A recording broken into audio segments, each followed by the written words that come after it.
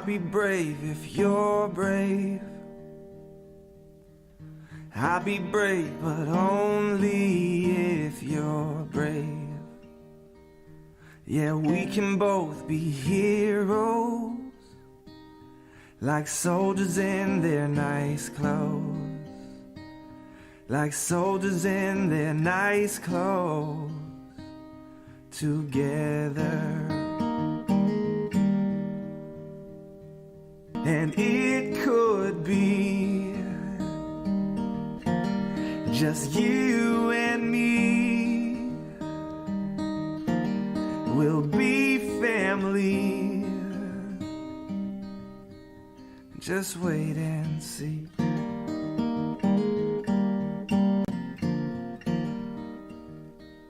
So I will fight if you'll fight.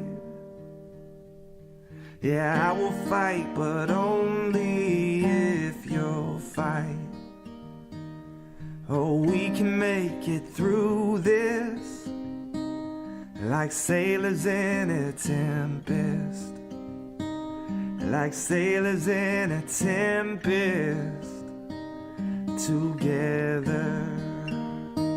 And it could be just you and me. We'll be family. Just wait and see. So I'll be brave if you're brave. I'll be brave, but only if you're brave.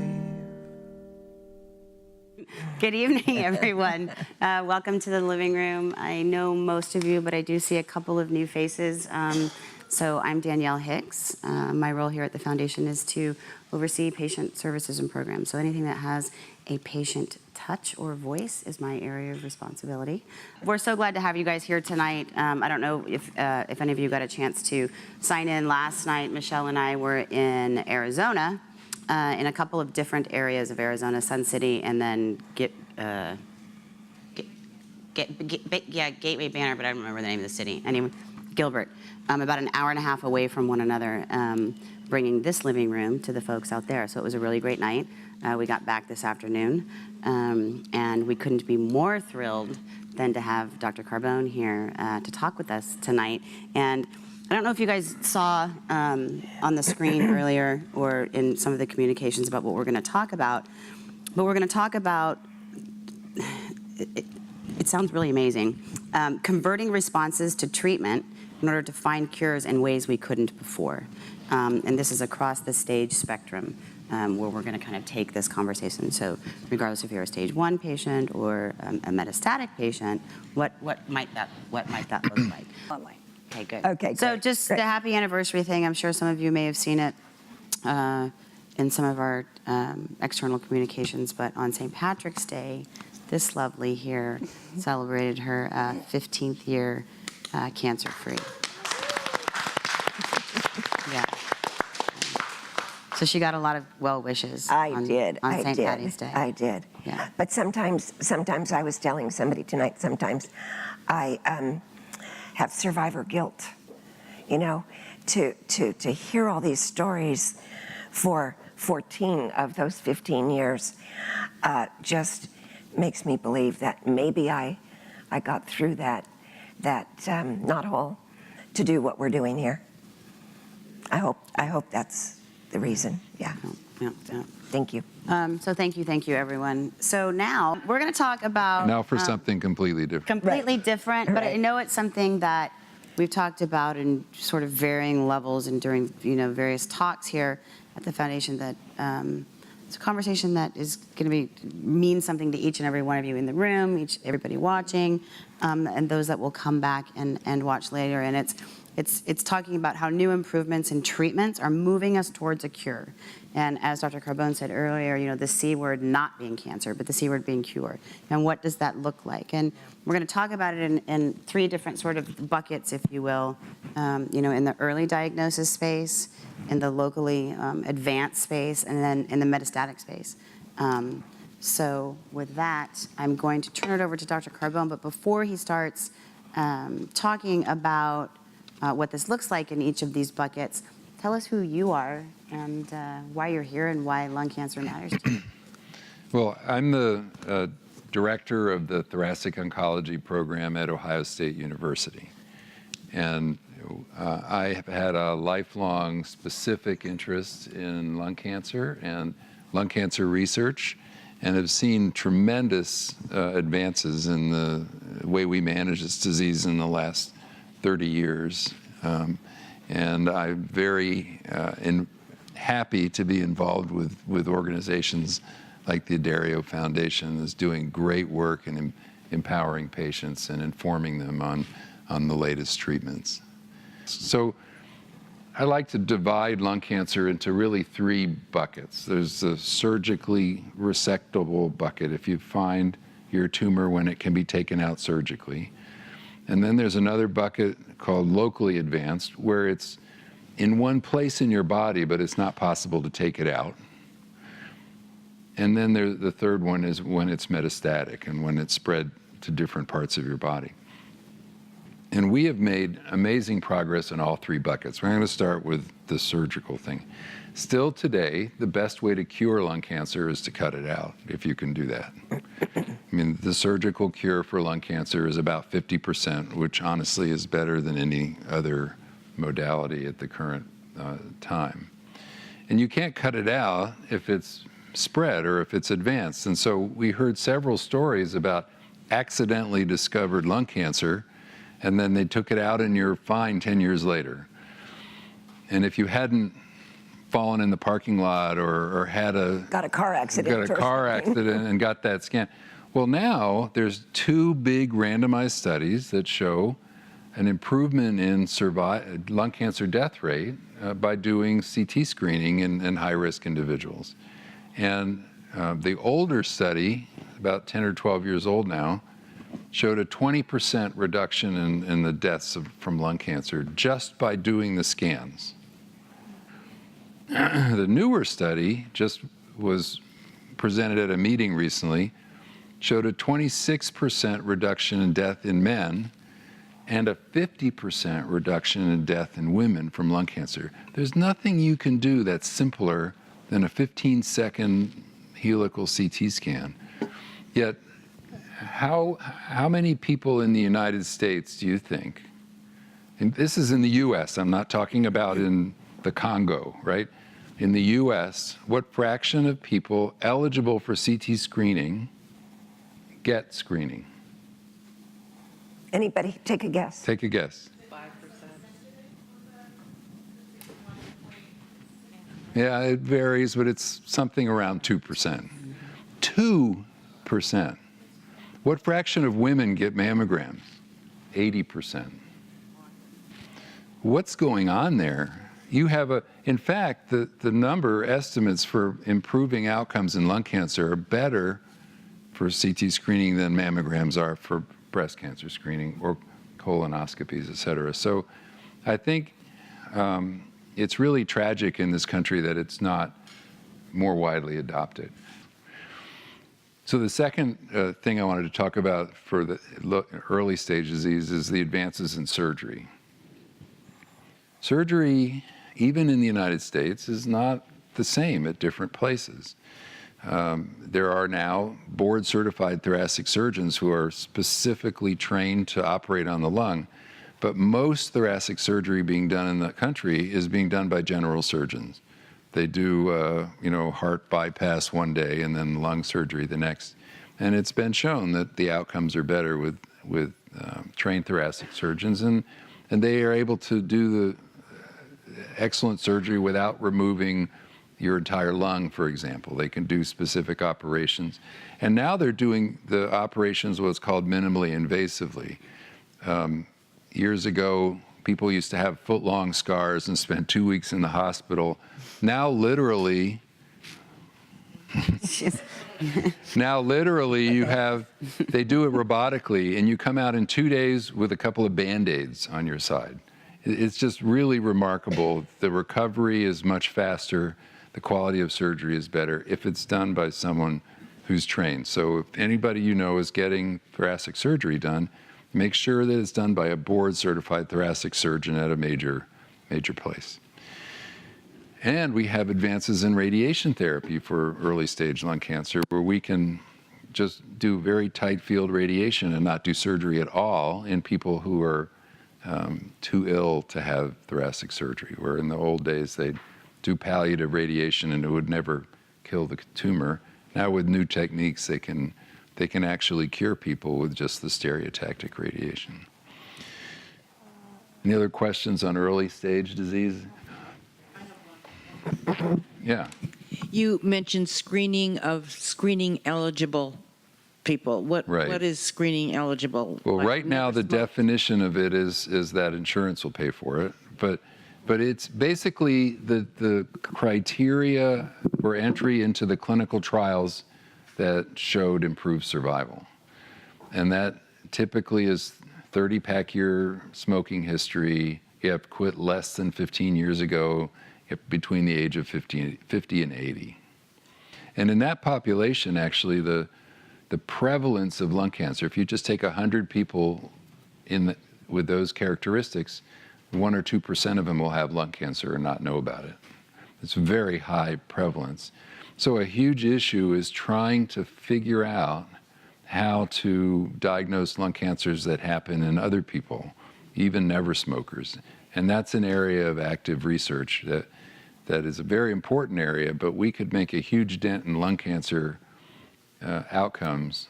I think currently right now, and I'm repeating myself if you guys watched The Living Room last night, but in the US alone, there was somewhere between, it depends on what data you're looking at, 9 and 10 million people that qualify for this screening. And it also are does not using it, yeah. It also does include a familial presence of lung cancer, right? It should, but often it doesn't. Right.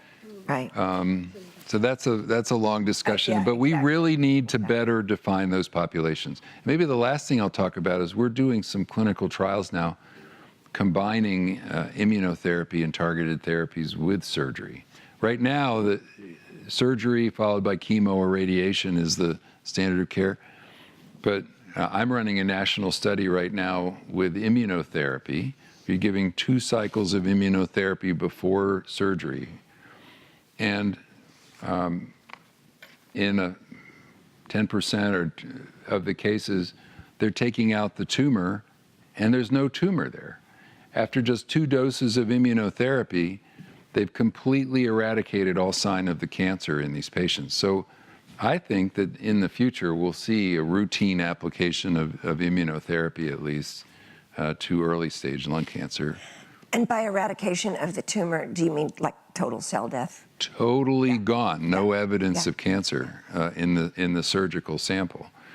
And that's, I think, remarkable. Even today, even in an early stage lung cancer, if you take it out and the surgeon says he got it all, you've got about a 50-50 chance that it'll come back and you'll die from it anyway. Yeah. So what are the pros and cons of doing that treatment before surgery versus after surgery? It's not really known which is better, but we decided to do it before so that we could do biopsies and study the samples before and after and try to figure out why some people respond and why other people don't respond. But it's possible that before is better than after. We just don't know that. Gotcha. But I think that is in the future of treatment for early stage. So let's move on to locally advanced disease. This is where it can't be removed surgically, and that's called stage 3 typically. It's driving me crazy.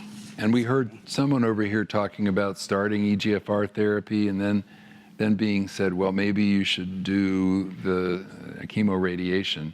So the standard of care for stage 3 is chemoradiation, and that is a curative intent therapy.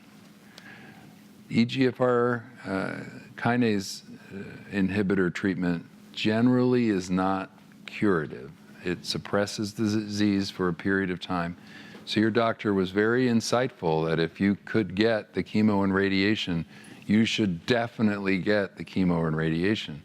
But the fact was, up until a few months ago, they were using the same chemo and radiation when I was a fellow as they were today. And they were having 20% cure rates. But there was a very recent trial, we heard it mentioned somewhere, Pacific trial, that maybe I forget who mentioned it, right? Which is the first study in decades that actually showed improved survival in that population with the addition of durvalumab and immunotherapy. And that immunotherapy doubled the percent of people that were alive and progression-free at the end of the study. Really a very significant advance in the treatment of these patients. And I'm hoping that that'll translate into people who are cured with stage 3. And the people that are afraid to have chemo, because I've watched all the same movies you've watched on TV, that make chemo look like, a terrible durvalumab is an immunotherapy, right. But you are definitely, we heard several examples of people who take chemo and they look great. Yeah. And so if your doctor has considered all the options and he says your best option is chemo, even though you've had a great run for several years with a pill, it's definitely worth trying the chemo. And I think it's important to have that conversation, what your concerns are with your physicians, because we've talked about this before. Everybody's worried about the side effects, but the drugs that they have to counteract those side effects are better, today. And the drugs are better today. Yeah. And I can speak from experience too. Yeah. I'm a guilty cancer survivor as well, 19 years now. Mm-hmm. And I've had chemo, I've had part of my lung taken out, I've had radiation therapy, I've had all the same kinds of things that a lot of you have been through. And I understand chemo, we say it can be tolerable, Right. but it is strong medicine and everybody responds differently. Absolutely. So anyway, that's a side note. Yeah. So let's talk about metastatic disease, which is actually the way most people today are diagnosed, unfortunately. And many of the people in this room, though I was actually surprised, there were quite a few stage 3s and 1s and 2s that I heard. Mm-hmm. When I used to meet a new patient with a diagnosis of metastatic lung cancer, on my very first visit, they often had the deer in the headlights look, and they just you weren't really processing everything. The day before, they were most concerned about what to make for dinner, and then today they're being told they have stage 4, and they look it up on the internet, and there's 4 to 6 month median survival. And I start talking to them about all the new treatments and the new genetic targets and the immunotherapies. Actually, back then, years ago, on that very first visit, I try to be very honest with my patients, and I used to tell them, metastatic lung cancer is treatable, but incurable. And I said, we can prolong your life, but it will come back. Now, with the new advances in treatment, I don't say that anymore. And let me just give you an example. So, with the new treatments of immunotherapy, there was a study called Keynote-10, which was one of the first trials of pembrolizumab. You dropped something back there? It's important. It's one of the first trials of pembrolizumab. And the way the trial was written, they almost didn't expect anybody to live 2 years, and so they just said, we'll stop after 2 years. Turned out, a reasonable fraction of the patients, in fact, in that study, I think it was 79 patients, reached the end of their 2 years of treatment.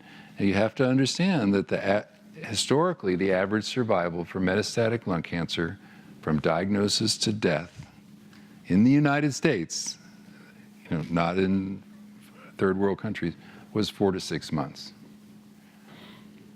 These are people that have been diagnosed with metastatic disease, and actually this was a second-line study, so this was the second treatment that they got.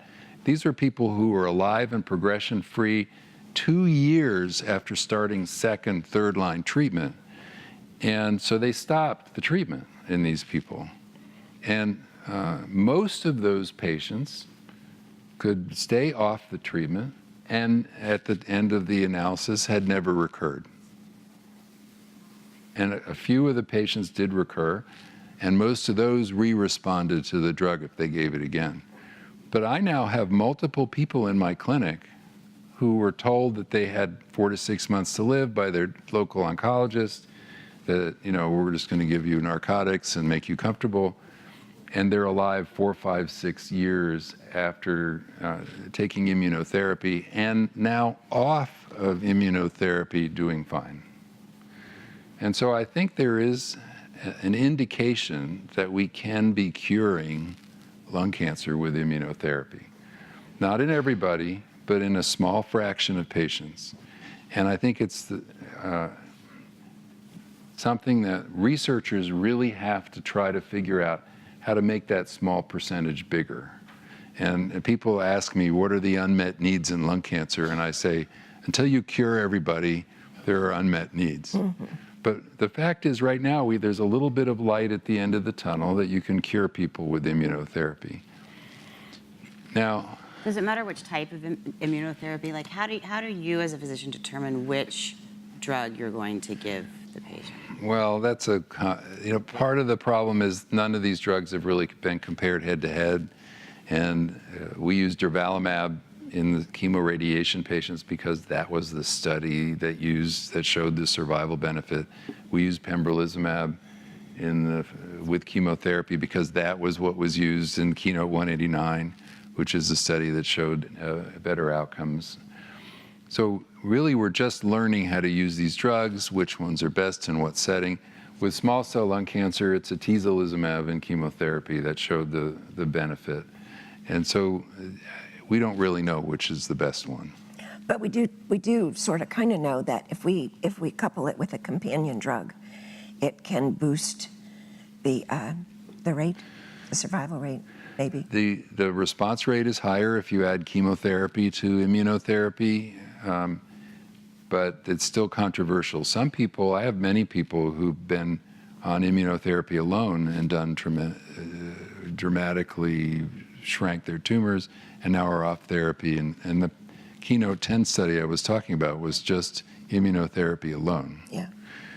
So one of the things we're studying in our neoadjuvant study, which is the immunotherapy before surgery, is we're doing hundreds of biopsies and tests on those tumors to try to figure out why some respond and why others don't respond, figure out other new types of immune therapy that might work in one person and not another.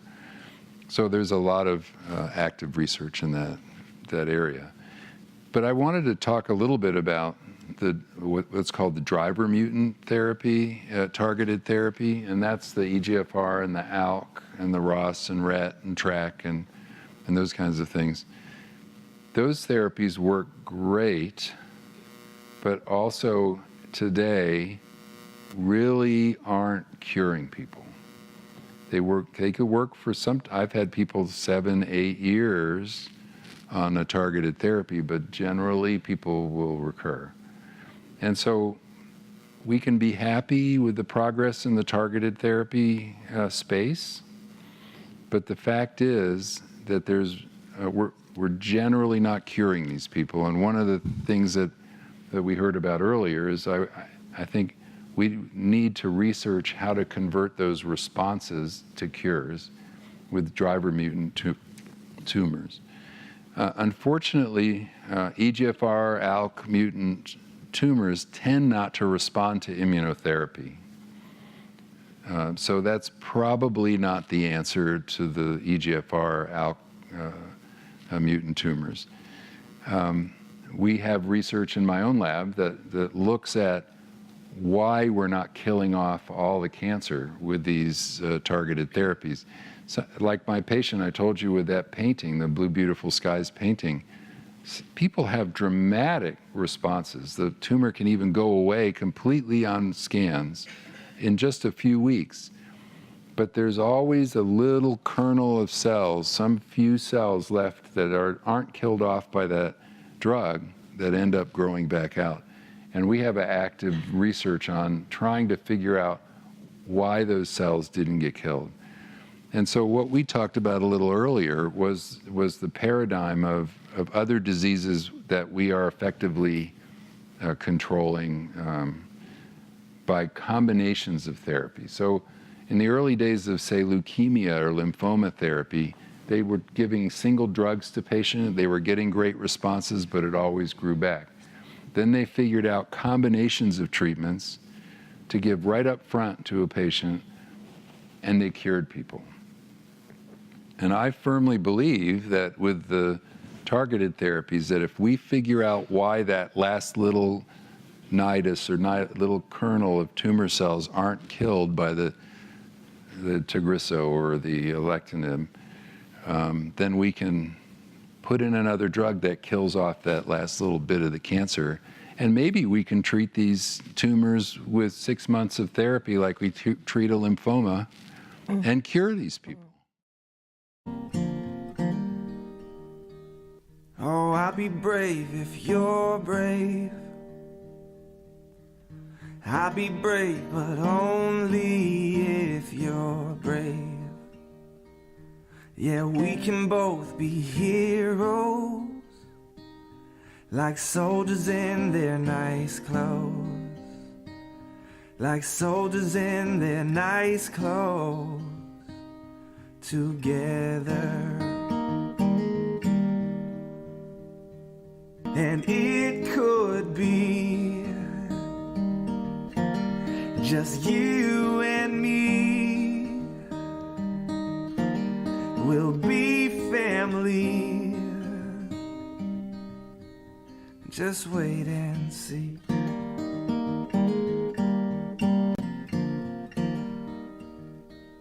So I will fight if you'll fight. Yeah, I will fight, but only if you'll fight. Oh, we can make it through this, like sailors in a tempest, like sailors in a tempest, together. And it could be just you and me. We'll be family. Just wait and see. So I'll be brave if you're brave. I'll be brave, but only